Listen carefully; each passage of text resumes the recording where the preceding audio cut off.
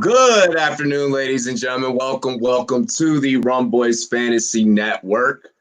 Today we are doing our Week 16 picks as usual here on a wonderful Thursday afternoon. And I can actually say that it's a wonderful Thursday afternoon because it's sunny here in Colorado Springs. Oh, look at that. See, I told you, the weather's bipolar here. It's great.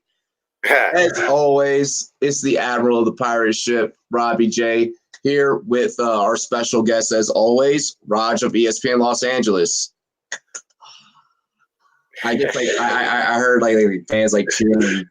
That's right. Yeah. Let's see here. So we're gonna kind of just dive right into it. As always, guys. Cheers to me. Cheers to you, all the Rumboyz and girls. What it do? Let's roll right into it.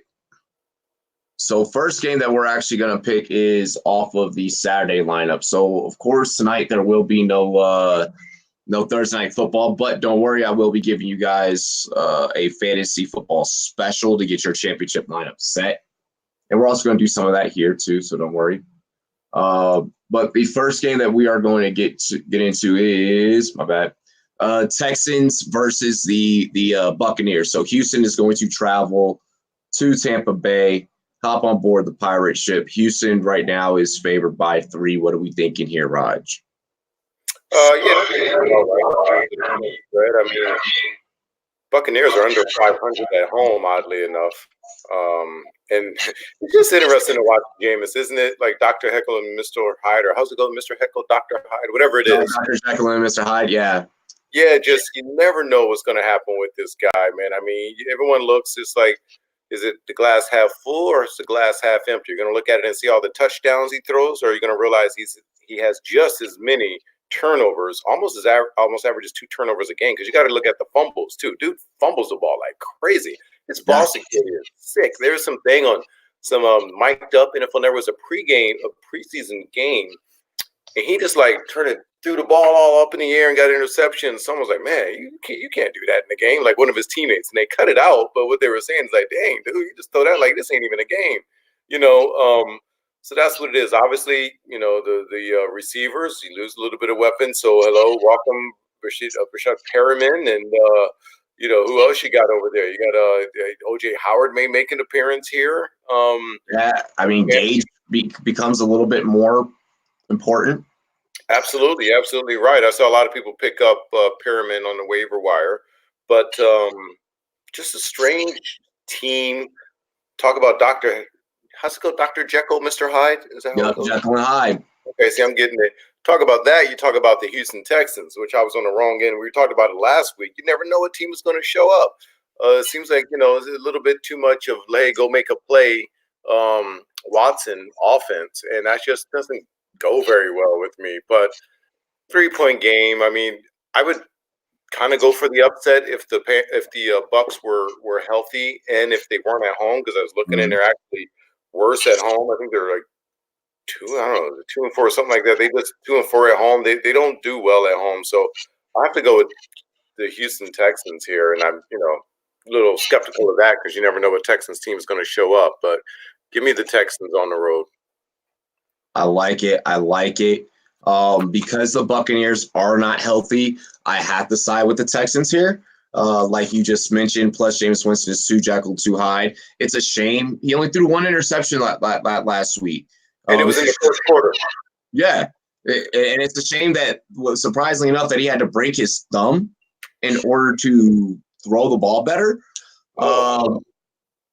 Either way, this is a quarterback potentially on both sides of the ball with Winston or Hopkins that could possibly win you your fantasy championship this week. So I'm saying lock either one of these guys in. With Winston, it's a fantasy championship, ladies and gentlemen. You got to risk it to get the biscuit. That's just the way that it goes. I cannot believe I just said that. That was kind of the most yeah. You know what I'm thinking. But yeah, no, you can definitely fire up Jameis Winston. You are not starting anyone in the running back in the backfields of either of these teams. It's the playoffs. You should have someone significantly better than that. Fire up DeAndre Hopkins. Flex in Rashad Perriman, like Raj just said. I can guarantee you guys he's going to find the end zone. The Bucs are going to put up points despite not having Godwin and Evans. And Perryman's going to be the one to do it. Perryman may have 2-3 touchdowns in this game. All to him, So, and also Perryman has fixed the drop problem that he has had in the past. He's catching the ball at a very high clip. It's in the end of the season very well. So I'm sliding him I may slide him into a championship lineup. It's between him or AJ Brown. We'll talk about that later. Next one that we're going to get into, the Bills Patriots. This one opened up at 36.5. In favor of the Patriots at 6.5. Raj, take it away. Interesting game. I like them little Bills, man. I picked the Bills a lot on this show. And I like to do a little research. In 40 games against the Bills, Bill Belichick has won 34 of them. It's like, okay, let's look at recent history. Recent history, Sean McDermott. What about since he? That's different. Sean is 0 for 5. I look at Josh Allen. They're holding him. I think they've played some 2 or 3 times. They're holding Josh Allen to 42% completion percentage with 1 touchdown and 5 interceptions, man. This is a team with a plus 24 turnover ratio. Everything, I'm still picking the Bills. You can call me crazy. Because I think Sean's going to get his first win. The Bills are road warriors. They are 6-1 on the road this year. This means so much to the Bills. Yeah. And I've seen just to see that offense, it's broke, man. You ain't fixing that week to week. It's just there's no one Brady to throw to. His deep ball is questionable, and we know that we're talking like a broken record on this show. And of course, they find ways to win games still. But last time the Bills kept it close, I believe they only lost by 6 points. And it was a 26 total in that game. It was a 16-10. I'm going to go with the Bills to pull off the upset on this one. Patriots have won the last 6. I get all that. But fire them up. Come on. Let's go, Josh Allen. Let's get this done. Finally put your house of horrors behind you. Hopefully the weather isn't – even if the weather is ugly, I don't think it'll hurt the Bills in their style of play. But I'm going to take the Bills in an upset, man. It's gonna be a cool 34 in Boston. So I think that they'll be fine. Buffalo's used to worse than that. Yeah. So I want to pick the Bills, and I am such a huge Tre'Davious White fan. I want to roll with the Bills here, but I gotta roll with the Patriots and all their cheating ways. Unfortunately, Bills, please upset me. This is one that I will gladly go on record and be wrong about, but on air, I'm picking the Patriots. We have a fantasy question here, really quick. Would you start Harry over Cobb, Slayton, or Sims Jr.? So of course you talk about you're the receiver. You got to handle that one. Yep. So of course you're talking about and kill Harry. Sims Jr. has been doing some amazing things, and you even have the upside of him returning a punt for you there, which is actually where he got selected to the Pro Bowl for to go and do. So you have that dynamic there. I'm not trusting Slayton. They're saying that Daniel Jones may come back. If Daniel Jones comes back, how often is he going to put the ball on the ground from the moment of the snap? I just don't like any situations there. Cobb against Philly, divisional matchup, battle for, the top of the NFC least. I say hold off on him as well. So now you're really only talking about N'Keal Harry or Sims Jr. N'Keal Harry's going to have that Buffalo defense. So I think the best situation, the best upside here, given the matchup, is Sims Jr., just purely based off the matchup. And the secondary, he's going to do everything. Yeah. The Giants have no secondary. I could go out there and play corner for them right now, and we'd be way better off. Speaking of football, guys, if you are in the Colorado Springs area this Saturday, Toys for Tots Charity Bowl is going down. I'll be playing. I'll be wide receiver 1 for the Misfits. Uh, yeah, I'm excited. I had a damn good practice last night. That's why I'm not having a beer during this show. We are taking in our water right after this. It's eggs and fish. It's like the next 72 hours are insane for me. But yeah. So if you guys are in the Colorado Springs area, even if you're not playing, bring a toy, $5 toy, drop it off in the box. I'm gonna come through it with the Rumboyz bag, and it's gonna be lit. Let's see here. Oh, I'm pulling up with the Chevy. We're gonna pop the trunk like I'm Frank Lucas. Start tossing them out the back. He said, pop the trunk in LA, man. I mean, it's gonna be issues. Hey, right? I'm from DC. I get it. Heading into the Saturday night game, which I will be covering that game after the Toys for Tots tournament, which we will get that trophy. Rams versus 49ers, and also donate the most toys. Rams versus 49ers. What are you thinking here, Raj? I got to go back to October 13th when the 49ers came down to Los Angeles. And it's been a long time since I've seen a domination in the offensive and defensive trenches, the way that the 49ers put it on the Rams. Now, having said that, it's funny because remember when the Rams last played the Cowboys in the playoffs, not only did they stuff the run in Ezekiel because dominated the run, they ran all over him. Even he and C.J. Anderson ran over 100 yards on the Cowboys piece. And the Cowboys tied in this game last week and won that game against the Rams. So I wonder if the Rams can have the same type of pride and remember how they got ran over last time against Kyle Shanahan and that his boys on the defensive line. That being said, I know it's a 6.5-point spread. Fantasy purposes, golf isn't doing horrible. He's at 4 games at 275 yards and, 2 touchdown passes a game. He's doing that each game. So it's a solid floor for golf. But against this one, his last bad game was against this team right here. And going up in San Fran,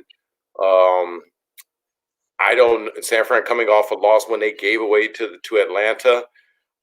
I see San Fran realizing, hey, we just let home field slip away, even though we still got a hand with the Seahawks.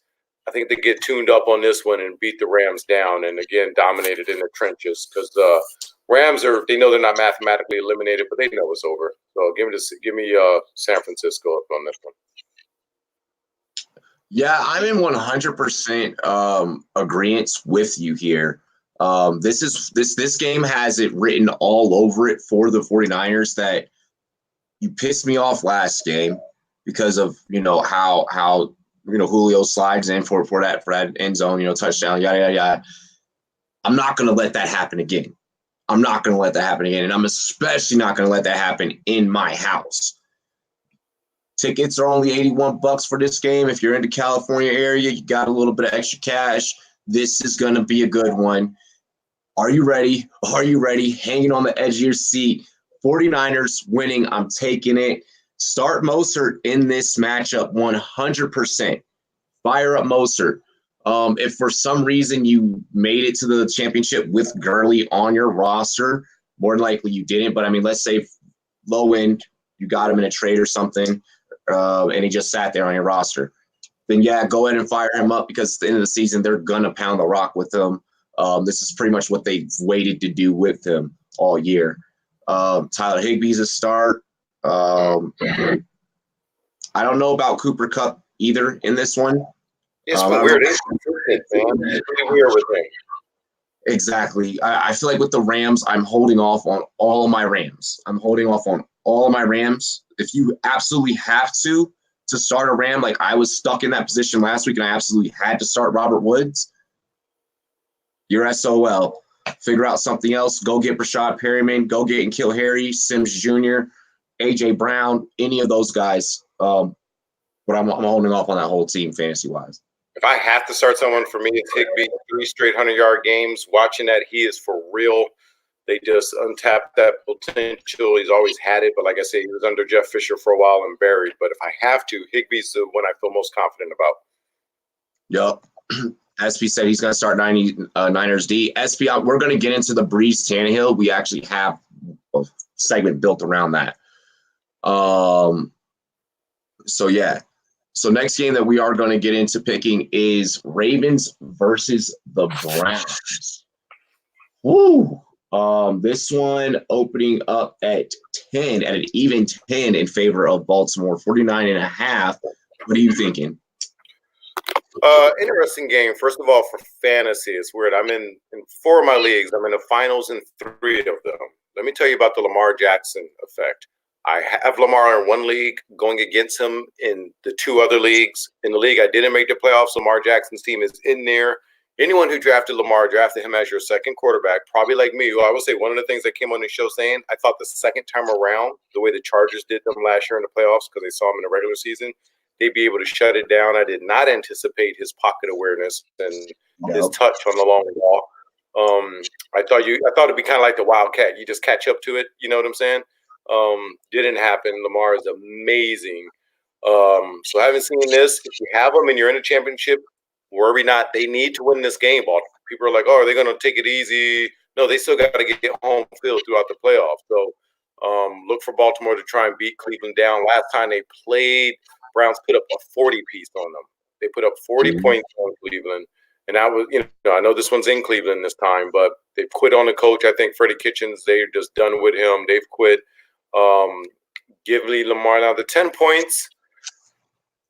Man, I still got to take it. I mean, I wanted to talk myself into it, but I think when you have your star player Odell Beckham and they're talking about him leaving, Landry, what's his future, and your coach, I don't think these guys are going to step up and play for each other. That being Cleveland, they know the coach is dead man walking, so to speak. I don't see them. If they get off to a good start, sure, you can ride that momentum. But what happens like this with a team towards the end of the year and it's over, if they get down to the Baltimore Ravens by 10 points or something in the first, I see them throwing in the towel, and I see it being a wrap. So easy game for Baltimore. Start your normal Ravens. Even that DeMarc Andrews, you can go as far down there. It's going to be an uncompetitive game. Non-competitive. Non-competitive. I feel that. Everyone is saying that they do not need Lamar. Like everyone's saying that they need Lamar to shit the bed, and I am right there with Crazy Mofo. Let's see here. I think Jimmo had also mentioned it. I think SP may have mentioned it. Shout out to Jimmo, by the way. Jimmo embodies the spirit of fantasy football. Absolutely one of my favorite followers on Twitter, guys. Check out his account. It's freaking hilarious. It's just great content and just good spirited fun.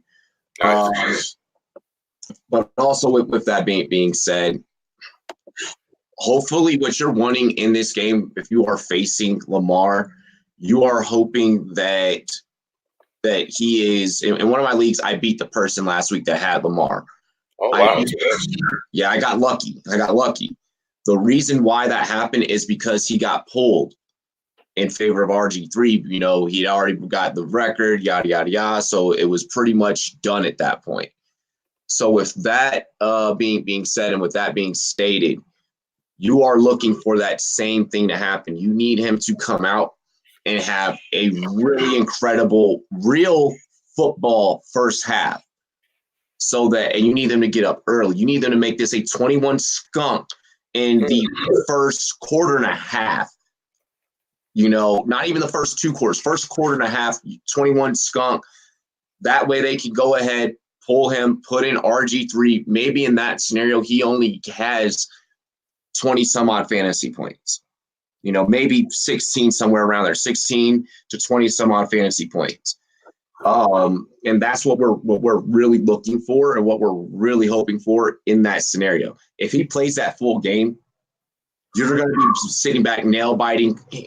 Just get a case ready, have it right next to you, and just start pounding beers because you're going to need it. And that's where I'm at with that game.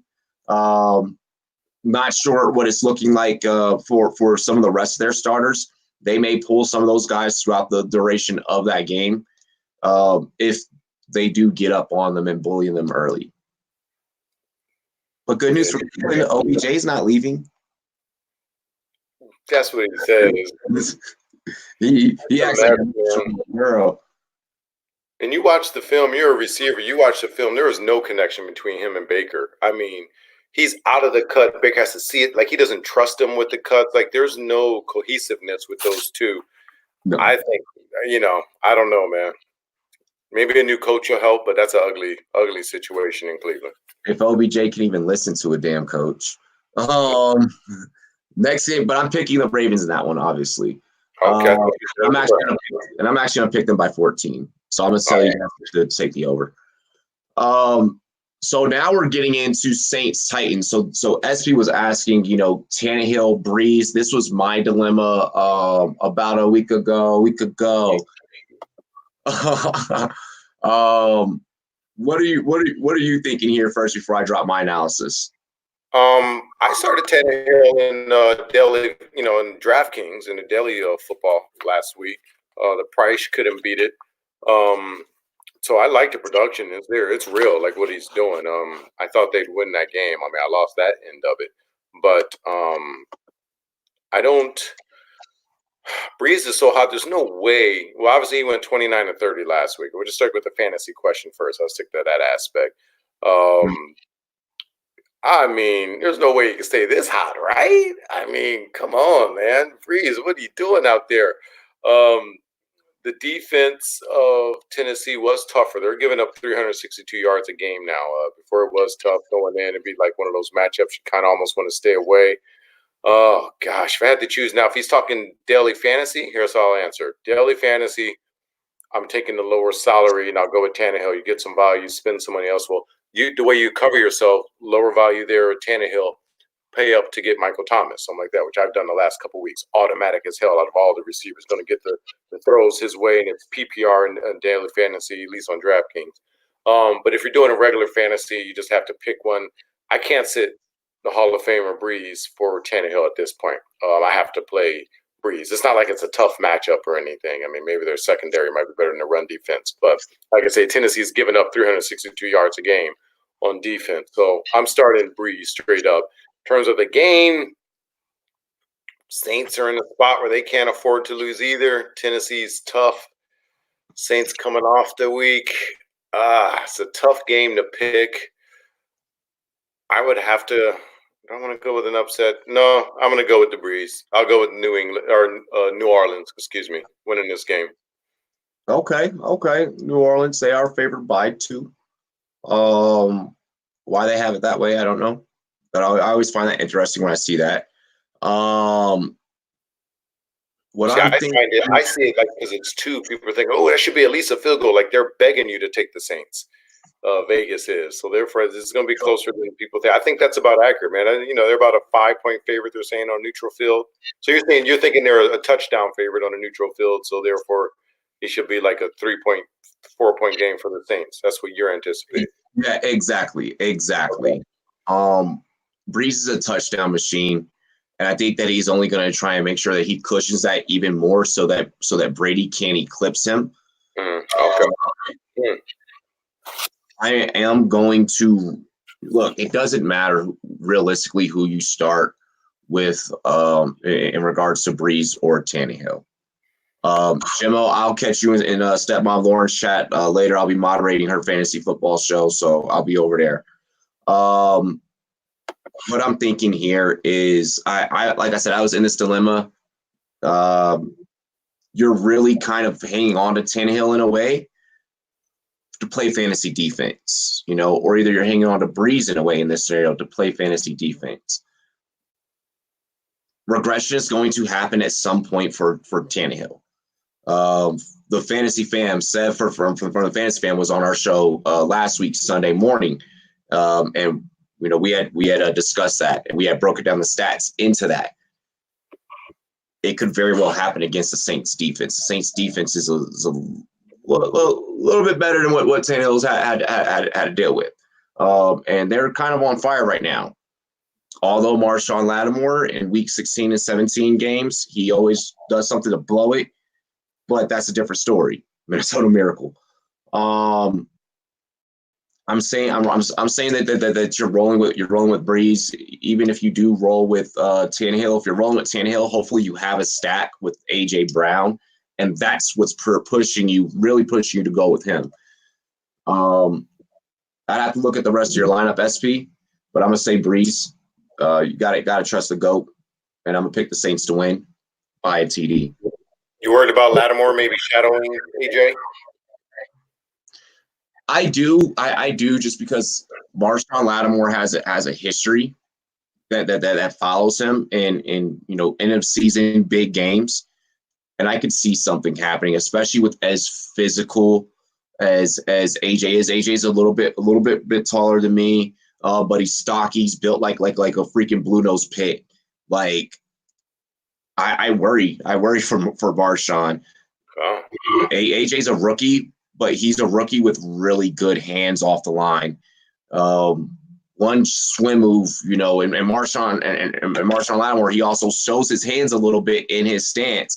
That's a quick smack away, and then you're off balance for the next second and a half, 2 seconds. So I worry. Good matchup to watch. Oh, yeah. Sorry for that in-depth analysis, guys. I apologize about that. I need to watch when I do that, because some people are like, how does he see that? Why did Because you play receiver. That's what they come here for. Yeah, that's true. That's true. Next one we are getting into. Once again, the NFC Least Bowl. I am so disappointed, because I take so much pride in our division, because we are the only division in football with Lombardi. And this year, I don't even like bringing that up. But Cowboys, Eagles, Rogers, the floor is yours for this one. Yeah, it's funny because now they talk about even changing rules because of our sorry ass division, like taking out divisional winners. But hey, this game interesting. I mean, to me, it obviously rests on Dak's shoulder. I mean, obviously he's not practicing all week with a sprained joint in there. He was hurt last week. Threw the ball a lot less. Every RPO, he told Gallup, did you hear this? He told Gallup, hey, every RPO we run, which is run pass option, yeah. I'm handing it off. There's no throws going. So that worries me. Though they got some magical shots in the NFL to make that go away for a week. But having said that, Eagles, their receiving crop is it's ravaged by injuries. Cowboys have won 4 in a row against the Eagles. They played them earlier this year, won 37-10, just whooped on them. Wasn't close. Eagles were, a bad team at the time, but they're nowhere near as healthy now. Exactly. I know that they have it as 1.5, and it's in Philly, and I get Philly pride, and they're tough, and they want to be ready. But if Dak is fine, I don't see the Cowboys struggling in this game. And it's not as a fan. I just remember I picked the Cowboys to lose last week. I don't come out and pick them every week. I don't think they're that good. But on paper, they're talented. And if they've got it together where they just want to, have this attitude. And I alluded to it earlier in case people missed it. The Cowboys were embarrassed by the Rams in the playoffs the previous year. And it was mainly on the offense and defensive line. So they made it a point. That ain't happening this time. So they manned up. Why it takes week 15 till that happens, I can't tell you. Jason Garrett, I have to tell you that. But anyway, you see the potential that they have. So, again, hopefully they still tap into that potential, and I see a comfortable win for the Cowboys. And I just don't think now, if they were a healthy Eagles team, there'd be a different choice. But their defense, Eagles defense is bad. The offense is they still, I got to give Wentz some credit. Despite having no receiver to throw to, he's making stuff happen. Starting Miles Sanders in all my leagues, I have been. Yes. I love just one of those players you watch. You say, oh, he got that juice. He got some bounce, some pop. I love what he does. But I worry about if Dak doesn't play. I worry a little bit about the receivers, the Dallas Cowboys receivers, because it's ugly. So, but yeah, I'll let you take it away from there. I'm agreeing with the Dallas receivers take, due to the fact that coming off of a win last week, and the recipe for success was give the ball to the Ewok in the back, Ezekiel Elliott, then you need to keep that going, Dallas. If I were to just be looking at it through the scope of your eyes, as a fan, and any other Dallas Cowboys fan that watches my channel, I would be looking at that tape last week and be like, why didn't we do this all year? It doesn't matter about Dak being the leading the league in passing. If that's the formula for us to not have success, I don't want it. You could try and get this guy accolades to make his contract talk stick a little bit more, all that good stuff. Cool. You got your personal passing accolade. We're about to enter the playoffs. So it's time to do what we got to do. And that means run the damn ball. and they need to do that. And if they do that against this Eagles team, then this whole 1.5 here that Vegas has, crazy, right? It's obliterated. It doesn't make any sense. I could see this even being a touchdown to a 2-touchdown win. Who are the Eagles going to throw to every single time? Goddard and Ertz. All you're doing is getting those guys banged up more and more and more. That's it. You have no receivers. I guess this Ward guy he's come out, he's put on, he's shown he's got secure hands, but you can only body catch for so long before eventually that ball hits your pads and you're dropping passes. I'm going with the Cowboys, and I'm not going to put an exact over because, like I said, it could be by a single, it could be by 2 TDs. But I am telling everyone to place your money on the over. Run Zeke, hold off on the Cowboys receivers, start Miles Sanders for sure. Really quick story about Miles Sanders before we get into our last game. When I met Miles, one of the guys in the room, how like everyone just they have like a personal kind of like handler, I guess. One of the guys came over and let me know. He's like, "Hey, whatever you do not bring up Saquon Barkley. Miles wants to be in his own lane. He don't give a damn about Saquon's." Wow. And you see that when he gets the ball. You see that I still see, even though he's clearly painted himself to be the lead back there, and of course it's going to take them a while to get out of their stubbornness and acknowledge that. I see every time they touch the ball, he's going to make the most of every run, and he's not running as violent as Saquon, so I think that his body lasts longer. So be on the lookout in the future for this kid. In keeper leagues, then maybe that might be something to keep in mind going in the offseason. Like right now, the value is way higher for Barkley, but if you're in a keeper league or a dynasty league, get in on that Sanders and get another pick from him or something else, in the long run, that might work out for you. Absolutely. I love that you put that spin on it. Thank you, Raj. Let's see here. Final game that we are picking, guys. Packers, Vikings. Now, we had some questions around the Vikings backfield from Crazy Mofo in the chat.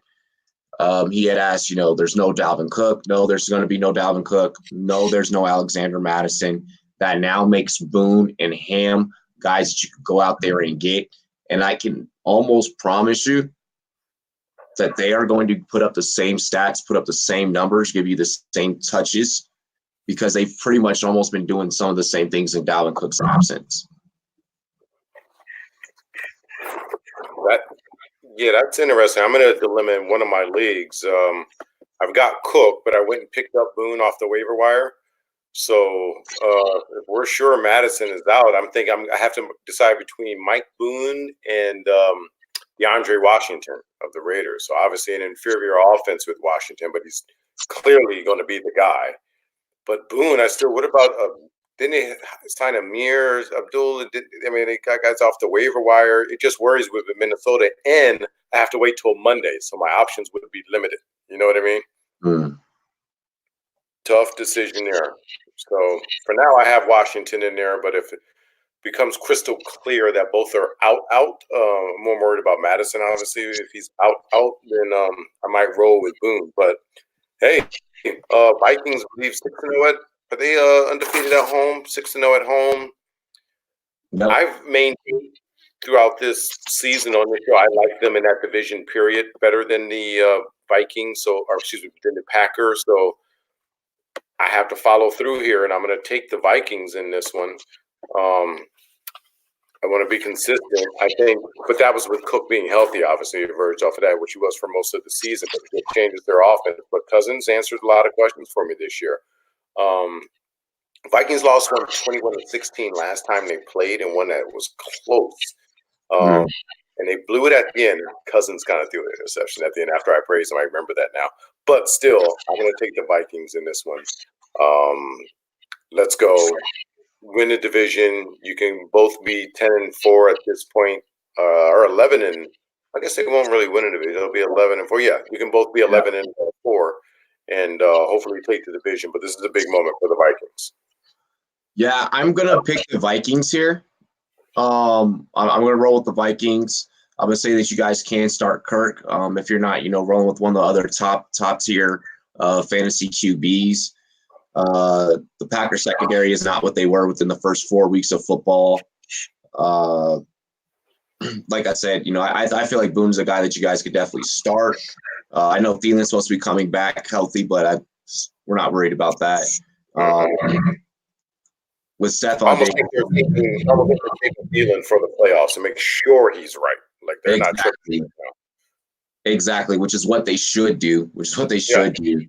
Stephon Diggs yet again another 1,000-yard season, but you should have better receivers than him running in this game. I mean, but if you got to go with them, then yeah, you can go with them. I mean, other than that though, I am going with the Vikings. I am going with the Vikings by a field goal. I think this one you pick the under. Because that 5.5 is not happening. It's going to be close. The under 37, one of the few games in the 30s this week. So it's a low under. But yeah, I can see that being a black and blue division, old school. And yeah, this one's going to probably go under. No. Somebody bring back Fran Tarkenton to solve this. Well, I take that back. This is the wrong game. That's Frank Tarkenton. This one's going to be. It opened in the 40s. I'm sorry. There was a different game that opened. 46. Open up at 46. I'm sorry. Yeah. You just have me picking up stuff going out there. Oh, I was going to correct you for sure. I was going to first see if you did it yourself, but you did it. Yeah. But other than that, those are our picks, guys. Those are our picks for week 16. We kind of went one with all the ones with pretty much playoff implications there. And yeah, that's about it. And that's our fantasy advice. Raj, what all do you got going on in Los Angeles land? The fantasy advice, I love it. Keep throwing the fantasy questions out there. Some of the dilemmas we go through ourselves. We text each other on stuff just for fun. But tonight is obviously a possible NBA Finals preview, the Bucks and Lakers. So that's a huge thing for us. My host thinks it's bigger than the Christmas game and the Clippers and Lakers. So it'll be Bucks minus my guy Bledsoe. I know he's going to be out for a while, and the Lakers minus Kuzma. And word on the street is, guys, I heard from a Lakers source, like one of the guys in the office, can't say the name, but they're going to give Kuzma till like January, man. In the end of January, and if dude ain't right, they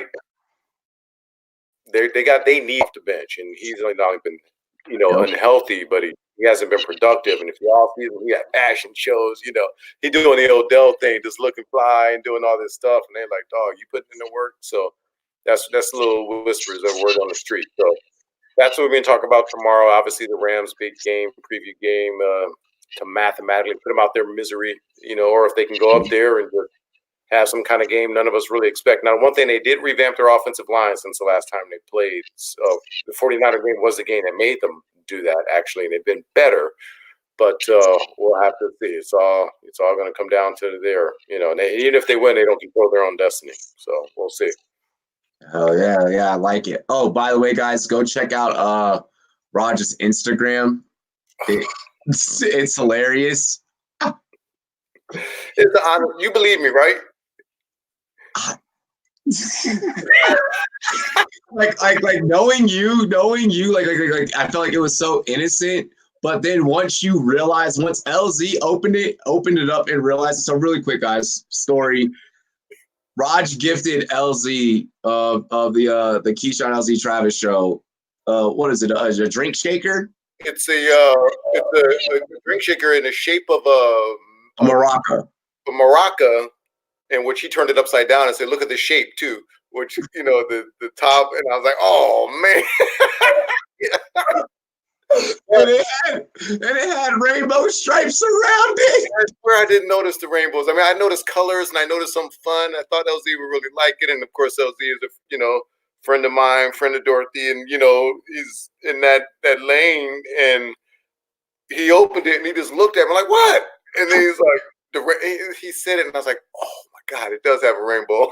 So, it had rainbow on every single part of the box, every single part, and I didn't realize it. It was an honest mistake, and I filmed it. I took the video of some of his reaction once then he went on air and went out, blasting me. And It was so great. It was so great. Hey, but that's how you know that like Raj is just, it just that was an innocent moment. It was an innocent.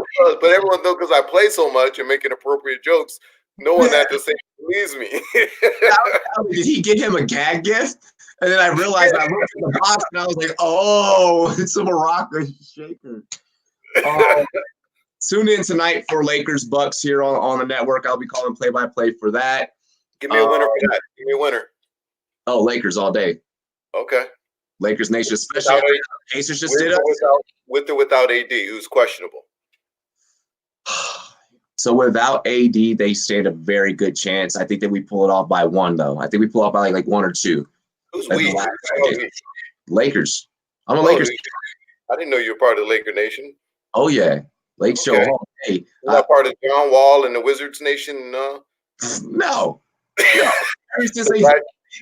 They changed their name from the Bullets, and I was like, this is soft. Like when I found out the reason why they changed it from the Bullets, like they're like crime and da da da. I was like, so yeah. No, I've been a Laker ever since my daddy had me in a onesie. So I'm taking the Lakers in this close game tonight. And then also I'll be commentating Saturday night's NFL contests because I'll be on the field the whole day playing in a tournament. I got like 4 games that I got to make it through. Oh my gosh, I haven't played. Yeah, but other than that though, we appreciate you guys for tuning in. It has been a fun show. Cheers to me. Cheers to you, all the Rumboyz and girls. What it do? We're out of here. Dilly dilly. Let me see. Is it ending? Oh my gosh. There we go.